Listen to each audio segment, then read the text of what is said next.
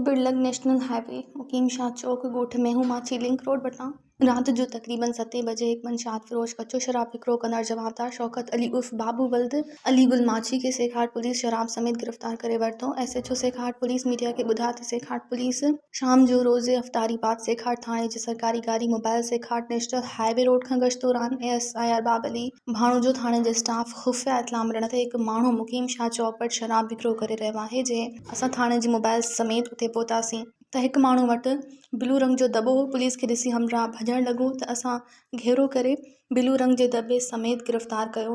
दॿे खे खोले चेक कयो त दॿे में कच्चो शराब 10 मिलीलीटर हो। जवाबदार शौकत अली उर्फ बाबू माछी खां पुछा गछा करण बाद जवाबदार शौकत अली उर्फ बाबू माछी मथां सेखाट थाणे ते गुनाह नंबर 17/2022 केस दाख़िल करे चालान करे कोर्ट हवाले करे छॾियो। मज़ीद ख़बरनि ऐं तफ़सीलात लाइ विज़िट कयो असांजी वेबसाइट www.awamiNewsHD.com ऐं ॾिसंदा रहो अवामी न्यूज़ HD।